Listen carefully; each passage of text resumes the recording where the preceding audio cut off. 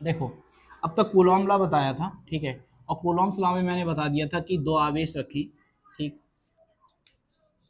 दो आवेश रखें, एक Q1 है और दूसरा कौन सा है, Q2। इनके बीच की दूरी हमारे पास कितनी थी, स्मॉल आर। हमने बताया था कि इस पर लगने वाला बल जो होगा F, वो डायरेक्टली प्रोपोर्शनल होगा Q1 और Q2 के, और इस पर लगने वाला बल जो F होगा वो इनवर्सली प्रोपोर्शनल होगा किसके, आर स्क्वायर के। समीकरण नंबर 1 समीकरण नंबर 2 था, तो दोनों को अगर हम मिलाएंगे तो Q1 Q2 बटे कितना आ जाएगा, आर स्क्वायर। यहाँ से अगर हम हटाएंगे समानुपाती का निशान तो एक कांस्टेंट आएगा K, Q1 Q2 बटे आर स्क्वायर। और K की वैल्यू जब हमने पता की थी प्रयोगों द्वारा तो आई थी 1/4πε0 Q1 Q2 बटे आर स्क्वायर। और इस 1/4πε0 की वैल्यू थी 9 गुणा 10 की घात 9 गुणा Q1 Q2 बटे आर स्क्वायर, यही तो थी, यही बल निकल के आया था हमारा, ठीक है। अब ये जो बल निकल के आया है, फोर्स, ये मैंने आपके लिए इतना करा दिया था, ठीक है, इतना हम आपके लिए बता चुके हैं। इसके बाद, हाँ इसके बाद हम देखेंगे कि ये एप्सिलॉन नॉट क्या है, या एप्सिलॉन नॉट कहते हैं इसे या फिर एप्सिलॉन जीरो। इसे हम कहते हैं निर्वात की विद्युतशीलता या वैद्युतशीलता, ठीक है, इसे नाम देते हैं हम निर्वात की वैद्युतशीलता, ठीक। और इसकी जो वैल्यू होती है वो अभी बता रहे हैं, पहले इसका मात्रक बता दे रहे हैं, ठीक है। अगर मुझे इसका मात्रक निकालना है तो बहुत सिंपल सा तरीका है, 1/4πε0 Q1 Q2 बटे आर स्क्वायर। ध्यान सुनना, मात्रक क्या होता है, मात्रक ऐसी इकाई होती है जिसमें हम किसी भी चीज का मेजरमेंट करते हैं, नापते हैं कि वो कितना है। जैसे वजन को हम काय में नापते हैं, किलोग्राम में, ठीक है। पानी को या फिर दूध को काय में नापते हैं, लीटर में, ठीक है। कपड़े को नापते हैं मीटर में। तो दूरी की जो इकाई है वो मीटर या फिर किलोमीटर हो जाएगी, मात्रक हो जाएगा। और इसी तरह से हमारी जो दूध को या पानी को हम नाप रहे हैं तो उसकी इकाई क्या हो जाएगी, लीटर हो जाएगी। चीनी हम लेने गए तो हम किलोग्राम से लेकर के आएंगे। ना ना ना ना, डेंसिटी पर निर्भर करता है ये कि आप कौन सा द्रव ले रहे हैं। आप अगर पानी लोगे तो 1 लीटर में 1 किलोग्राम में, ठीक है, मतलब आप 1 लीटर का वजन करने जाओगे तो अलग आएगा, और अगर आप हाइड्रागेरम पारा लोगे तो उसका वजन अलग आएगा, सही है। डेंसिटी पर निर्भर करता है। तो F बराबर 1/4πε0 Q1 Q2 बटे आर स्क्वायर। हमें मात्रक निकालना है कि ε0 का मात्रक क्या होगा। तो कुछ नहीं करना होता, ये मैं तुम्हें सिखा भी चुका हूं। अगर मुझे इसका मात्रक निकालना है तो क्या निकालेंगे, F का मात्रक बराबर 1/4πε0 का मात्रक, ठीक है, और ऊपर Q1 का मात्रक, और फिर क्या है हमारे पास, Q2 का मात्रक, और डिवाइडेड बाय आर स्क्वायर का मात्रक। यही तो चीजें हैं सारी की सारी, ठीक। F का मात्रक, F तो बल है और बल को हम नापते हैं न्यूटन में, ठीक है। बल काय में नापेगा, न्यूटन। तो F का मात्रक या बल का मात्रक क्या आ गया, न्यूटन आ गया। A का कोई मात्रक होगा नहीं, 4 पाई का कोई मात्रक होगा नहीं, ठीक है। 4 का 4 ही होगा, पाई का पाई, मतलब 4 को हम कोई लीटर किलोमीटर थोड़ी नापेंगे, ठीक है। 4 पाई का ऐसे ही रह जाएगा, कोई मात्रक नहीं होगा। और ये क्या बचा हमारे पास, केवल ε0 का मात्रक गुणा, नहीं, हम केवल मात्रक की बात कर रहे हैं, वैल्यू की बात ही नहीं कर रहे हैं, ठीक है। 4 पाई का मात्रक अगर हमें निकालना है बस, तो इसका मात्रक कुछ नहीं होगा, 1 लिख सकते हो आप। अभी हमें ε0 का मात्रक निकालना है। F का मात्रक हमारे पास क्या है, न्यूटन। ε0 का मात्रक Q1 आवेश का मात्रक कूलॉम होता है, क्या होता है, कूलॉम। ये मैंने बताया भी जब आवेश पढ़ाया है तो Q1 का मात्रक कूलॉम है, और दूसरे Q2 ये भी तो आवेश है, इसका ही मात्रक क्या होगा, कूलॉम। और R क्या है हमारे पास, दूरी, दूरी तो ये कितनी दूरी नाप रहे हैं, और दूरी को हम क्या में नापते हैं, मीटर में, ठीक है। अब कितना स्क्वायर है तो क्या हो जाएगा, मीटर स्क्वायर, कोई दिक्कत। न्यूटन ठीक है, एक काम कर लो, ये जो नीचे एप्सिलॉन नॉट है इसे इधर ले आओ, तो हम क्या लिख लेंगे, एप्सिलॉन नॉट का मात्रक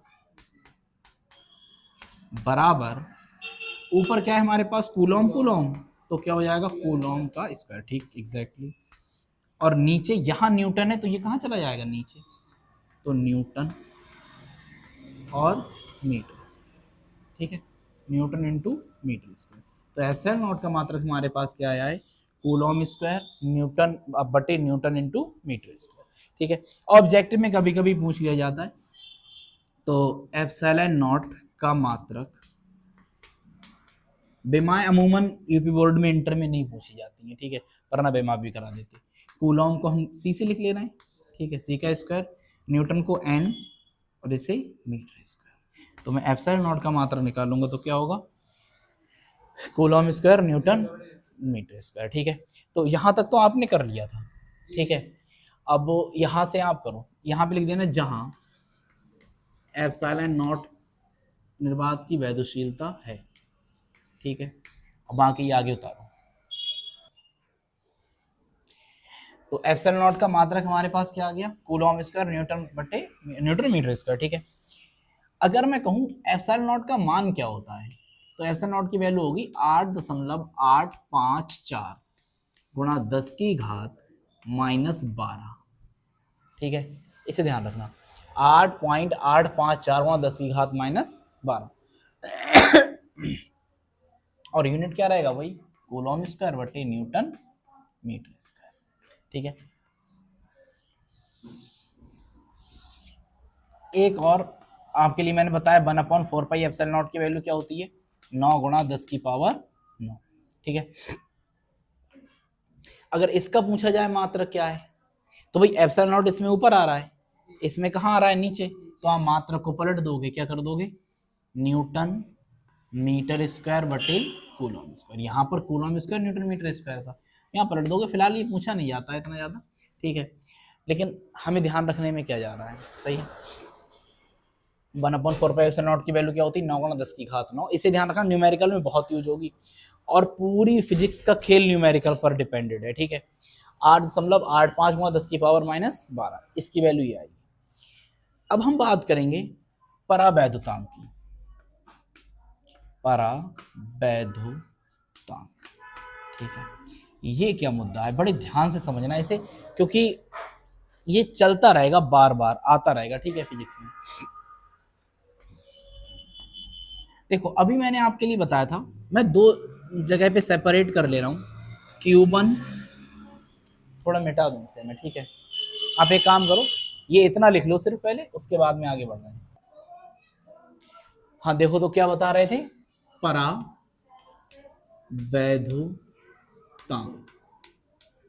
ठीक है, ये क्या है। अब मैं दो केस ले रहा हूं इसके लिए, समझने के लिए दो कंडीशन ले रहे हैं, ठीक। एक कंडीशन ऐसी ले रहे हैं कि एक जगह Q1 रखा है और दूसरी जगह Q2 और R, ये दूरी है, ठीक। सेम कंडीशन दूसरी है, पहली जगह Q1 है, दूसरी जगह क्या है, Q2, और डिस्टेंस R बिल्कुल सेम। फर्क इतना है कि ये रखा है निर्वात में, ठीक है, निर्वात कह दो या फिर आप इसे क्या कह दो, वायु में, हवा में।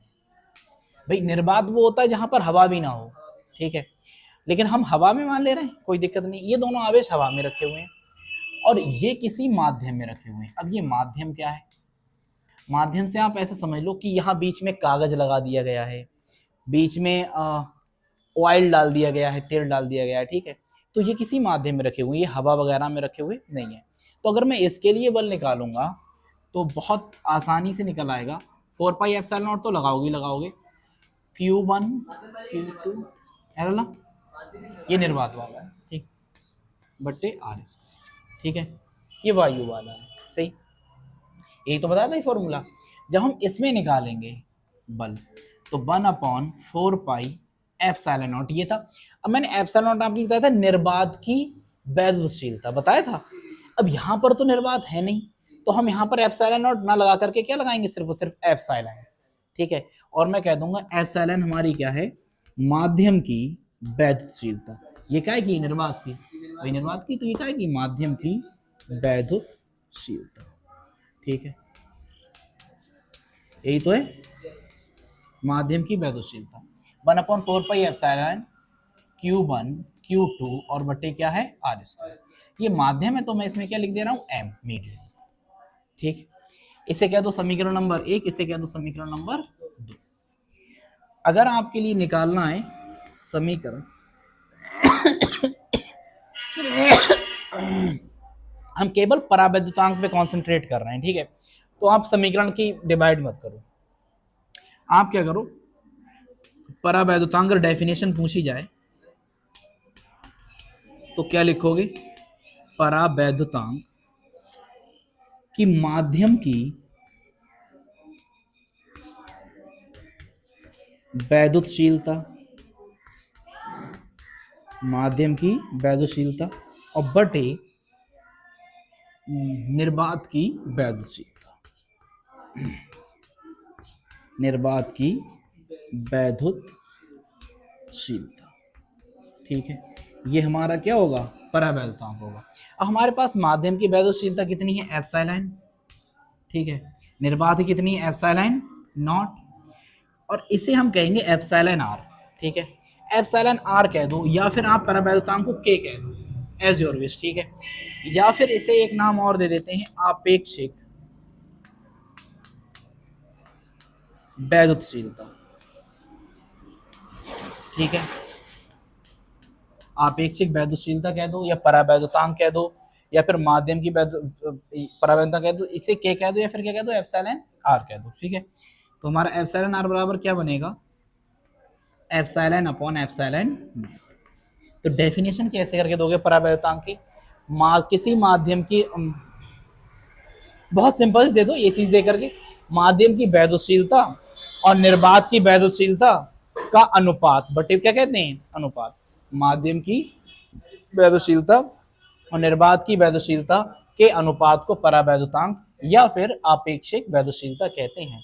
बहुत इसी से डेफिनेशन देते हैं, माध्यम की वैद्युतशीलता और निर्वात की वैद्युतशीलता के अनुपात को परावैद्युतांक कहते हैं। बटे का मतलब क्या है, अनुपात। परावैद्युतांक या आपेक्षिक वैद्युतशीलता कहते हैं, इसे एप्सिलॉन आर से प्रदर्शित करते हैं। ठीक है, नोट करो इसे।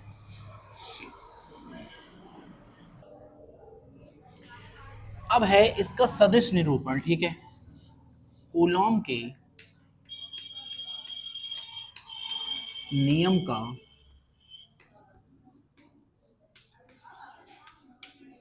सदिश निरूपण। ठीक है, सदिश का मतलब क्या है, देखो बात हम बल की कर रहे हैं, कर रहे नहीं कर रहे हैं, तो आपके लिए पता है दो तरह की राशियां होती हैं, कॉमन सी जो हैं, दो तरह की राशियां होती है। जैसे एक है सदिश जिसमें दिशा और परिमाण हो, एक कौन सी है, अदिश। मतलब मैं संक्षेप में बता रहा हूँ शॉर्ट में, ठीक है, वरना एक तीसरी तरह की भी राशि होती है, ये वेक्टर हो गई, ये कौन सी हो गई, स्केलर। ठीक है, और तीसरी भी होती है टेंसर। ठीक है, टेंसर क्वांटिटी भी होती है, लेकिन हमें इस पे भी जाना नहीं है। एक सदिश होती है, एक अदिश होती है, दो तरह की राशियां, कॉमन सी बात बता रहा हूँ वो होती है। ठीक है, सदिश क्या होगा, जिसमें दिशा हो और परिमाण हो। ठीक, बड़ी संक्षेप में, तो दिशा और परिमाण हो, बल में तो दिशा होगी। ठीक है भाई, पृथ्वी बल लगा रही है, मैं यहाँ से ड्रॉप करूंगा हमेशा नीचे की ओर बल लगाएगी। ठीक है, मैंने आपके लिए दो चार्ज दिए, पॉजिटिव पॉजिटिव, तो विपरीत दिशा में बल लगाएंगे, समझ रहे हो, नेगेटिव नेगेटिव विपरीत प्रतिकर्षण बल लगाएंगे। ठीक है, और एक पॉजिटिव हो और एक क्या हो, नेगेटिव आकर्षण बल लगाएंगे, कुल मिलाकर के दिशा का खेल है। ठीक है, बल में क्या होती है, दिशा। अब ऐसा थोड़ी है कि कार अगर आगे की तरफ बल लगाए, ठीक है, कार अगर आगे की तरफ बल लगाए और हवा में उड़ने लग जाए, ऐसा नहीं है ना, जिस तरफ बल लगाएगी उसी तरफ चलेगी। ठीक है, मैं इस यहाँ पर चौक को रखूं, आगे की ओर बल लगाऊं, तो जाहिर सी बात है आगे की ओर चलेगी। अच्छा, कभी ऐसा हुआ है कि आप बल इस दिशा में लगाते हो और इस दिशा में चल गए,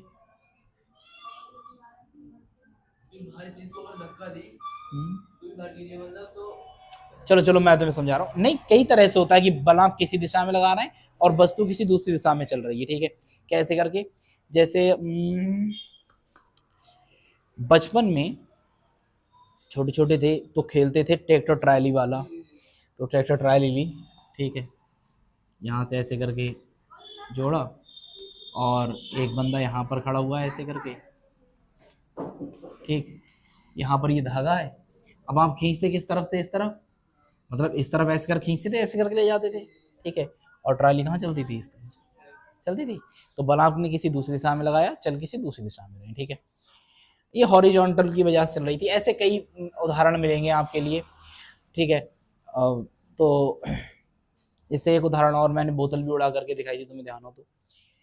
रॉकेट वाला प्रिंसिपल है, ठीक है, कि आपका जो फ्यूल है वो तेजी से नीचे की ओर निकलता है, अब ऊपर की ओर जा रही है, ठीक है, बस तो कहाँ जाती है, ऊपर की ओर, ठीक, बॉटल मैन उड़ा करके तुम्हें दिखाई थी, ठीक। तो ये सारी की सारी चीजें जो हैं, इसमें न्यूटन्स थर्ड लॉ लगता है, तीसरा नियम। बहरहाल हमें, हमारा मुद्दा यह है कि बल जो है वो कैसी राशि है, सदिश राशि है। कैसी राशि है, सदिश राशि, ठीक। तो अब उस सदिश राशि को, बल को सदिश में निरूपित भी करना पड़ेगा, दिखाना ही पड़ेगा कि हमारा सदिश रूप में वो कैसे करके बनेगा। तो हमने कह दिया कि दो आवेश फिर से वहीं पर चल दो, Q1 और Q2। अभी मैं आपके लिए बता नहीं रहा हूं, इसका स्थिति सदिश मान ले रहे हैं R12, ठीक है, इसका R21 मान ले रहे हैं, मतलब 1 से 2 की ओर लगने वाला बल, ठीक है। अगर मैं ये कह रहा हूं कि ये इस पर बल लगाएगा, R दूरी है इनके बीच की, अगर मैं कहूं ये वाला इस पर बल लगाएगा, तो फॉर्मूला जो आएगा वो क्या होगा, F बराबर 1/4 pi epsilon not Q1 Q2 बटे R², अगर निर्वात है तब, ठीक है। लेकिन अगर हमसे बात दिशा की जाए, ठीक है, तो हमसे कहा गया Q1 Q2 पर बल लगाएगा, ठीक है। अब Q1 Q2 पर बल लगाएगा तो दो तरह से कह सकते हैं, Q1 Q2 पर बल लगाए, वो वाली कंडीशन कौन सी होगी, ठीक है, और या फिर Q2 Q1 पर बल लगाए, वो वाली कंडीशन कौन सी होगी। अगर मैं ये मान लूं यहां पर कि एक का स्थिति सदिश जो है वो R1 है और दूसरे का क्या है, R2 है, ठीक है, एक का R1 है दूसरे का R2 है, ठीक। तो हमने कहा Q2 आवेश पर पहले के द्वारा लगने वाला बल F21, ठीक है, Q2 आवेश के द्वारा पहले पर लगने वाला बल,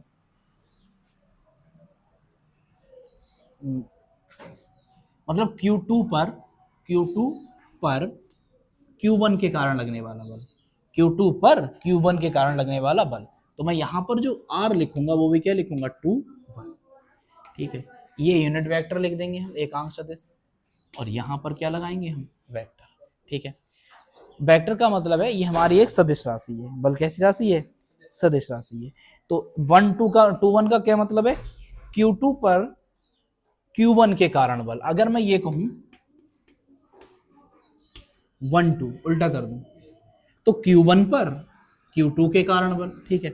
इतना ज्यादा टेंशन मत लेना अगर समझ में ना आता हो, ठीक है, आता तो होगा, ठीक है, अगर नहीं आ रहा है तो इतना ज्यादा टेंशन में लेना। Q1 पर Q2 के कारण बल, Q2 पर Q1 के कारण, Q1 के कारण बल, ये 1 पर 2 के कारण है और ये 2 पर 1 के कारण है, ठीक। और इसे मैं क्या लिखूंगा, 1 2 R के, ठीक है। ये हमारा सदिश निरूपण हो जाएगा।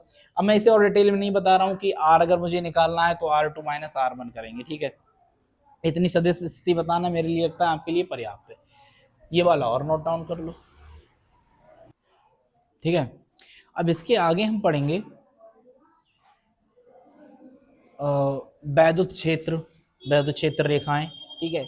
वहां से और ज्यादा बेसिक स्टार्ट होता हो जाएगा। ये पूरा चैप्टर जो पहला है पूरे के पूरे वैद्युत क्षेत्र का बेसिक है, और इस चैप्टर में समय लूंगा काफी, ठीक है, बहुत डिटेल में इसे समझाएंगे।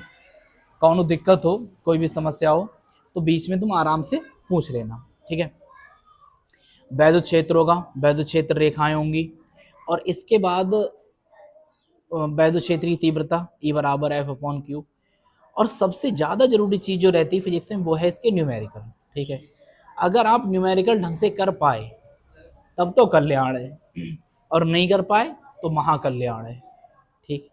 परसेंटेज अच्छी बनाने के लिए जरूरी है न्यूमेरिकल को करना। और मैं एक सजेशन ये दूंगा, 12th क्लास में हो, ठीक है, अगर आगे नीट वगैरह के लिए देखना चाहते हो तो जो मैं न्यूमेरिकल करा दिया करूं तो नीट के भी पूछ लिया करना आकर के, अनसॉल्व्ड या सॉल्व कुछ भी ले लेना, प्रीवियस ईयर के पूछ लिया करना, बता दूंगा कौन सवाल लेना कौन सवाल नहीं, अपनी इच्छा से जो भी ले आओ, ठीक, सारी की सारी चीज़ें ले आया करना।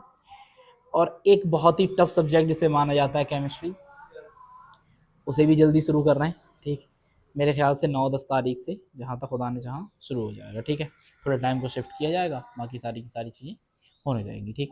Thank you, bye, take care, have a nice day, keep smile.